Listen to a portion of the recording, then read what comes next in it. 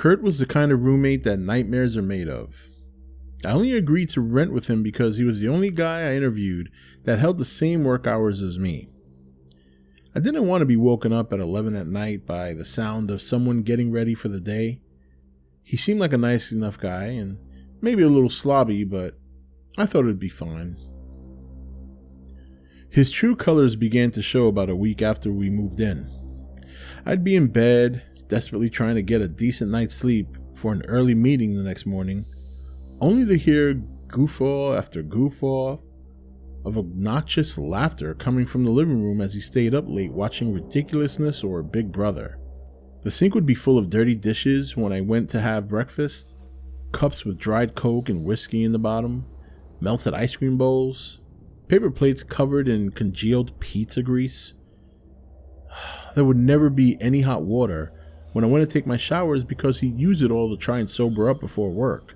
All of this was bad enough, but what made him excruciating to live with was his porn addiction. Some nights, instead of hearing laughter from the living room, I would hear moans and quick gulps of air as he did God knows what on the couch.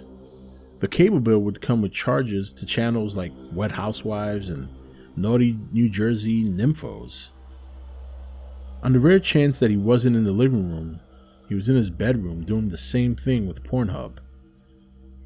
I would find uncomfortable stains on the couch and cushions and the carpet. Whenever I came home from work, they were gone.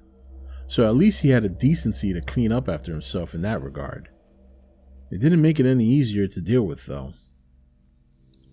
I tried talking to him about it on multiple occasions, only for him to offer me half-hearted promises to do better, like being quieter or maybe not doing it in the living room.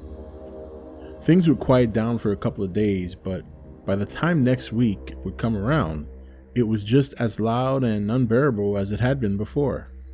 Somehow, despite his many hygienic hang-ups, Kurt managed to get a girlfriend.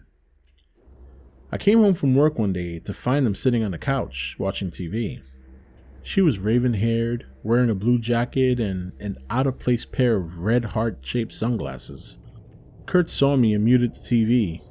"Oh, hey, Jack. I want you to meet Felicity."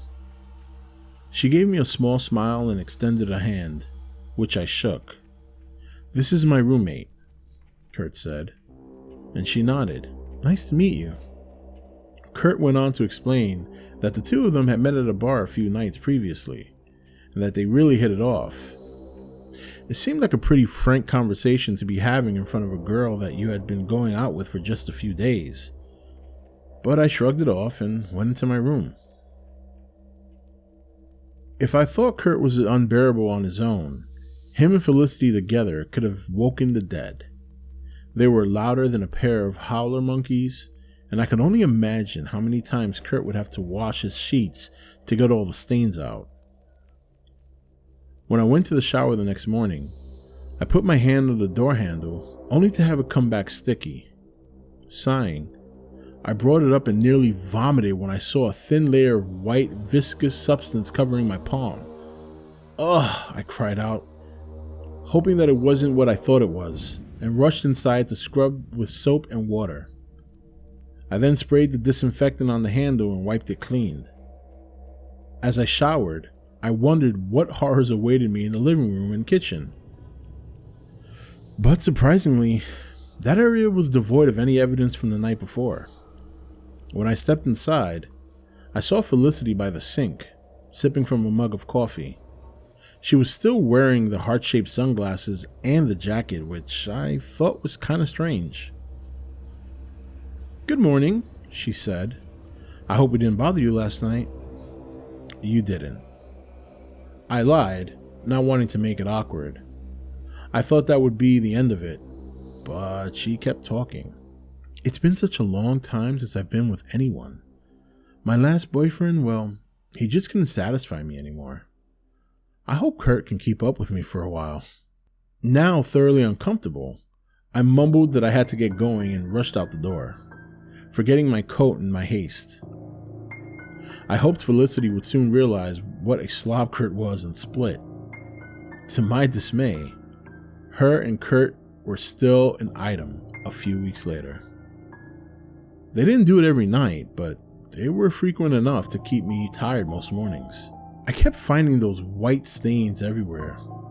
The couch cushions, the floors of the living room and kitchen, the door handles, and it was never dry either.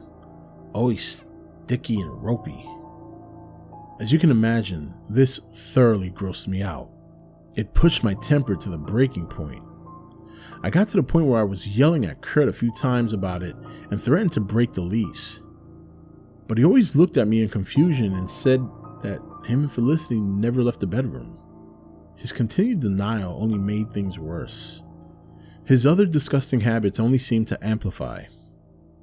When I went to make breakfast a few times, I found the fridge ransacked of food. Dirty dishes piled higher and higher in the sink. The apartment seemed dirtier and darker with each passing day. One incident that almost pushed me to the breaking point was finding a dead rat in the pantry. It was lying in between a bag of flour and a carton of rice, but it was split open from neck to legs with a small pool of congealed blood leaking out of the wound.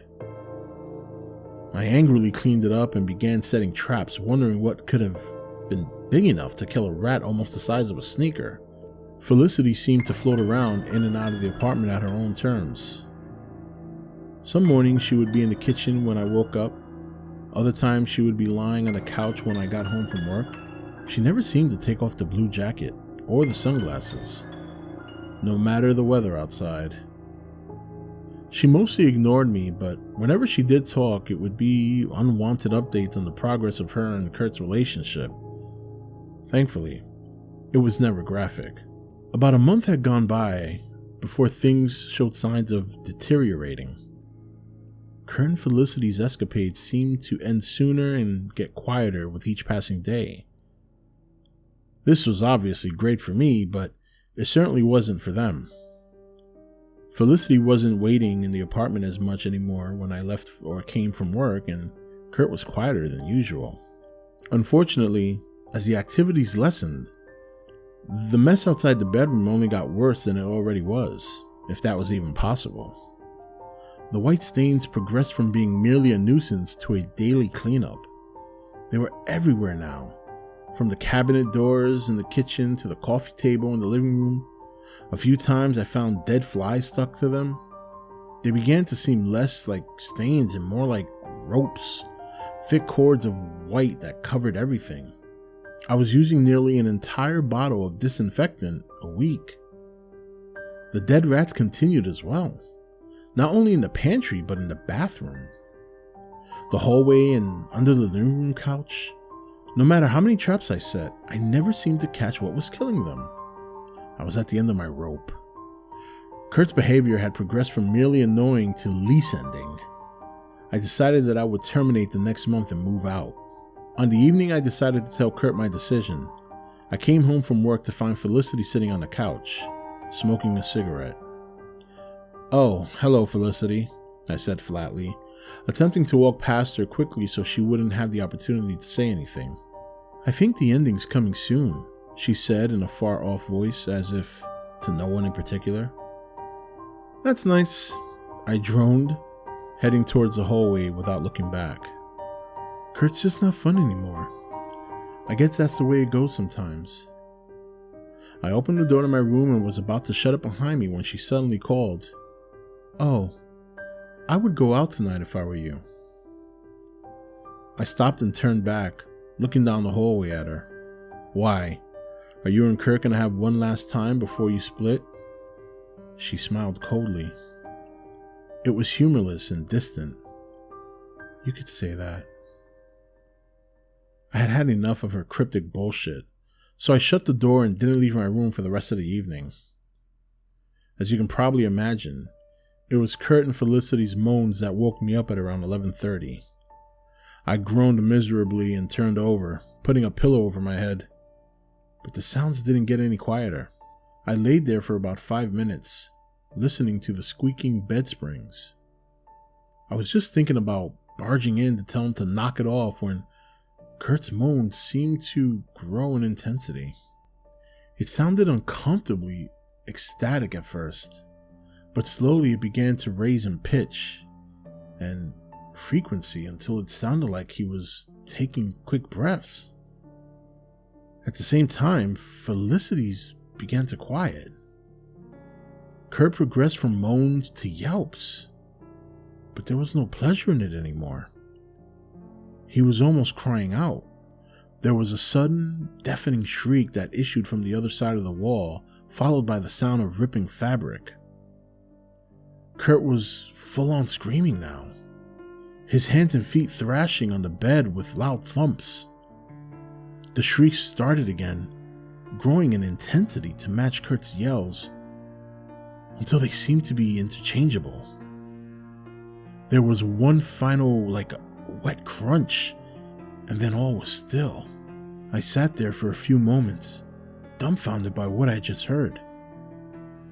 From the other side of the wall came a quiet thunk, followed by something long and thin scraping across the wood.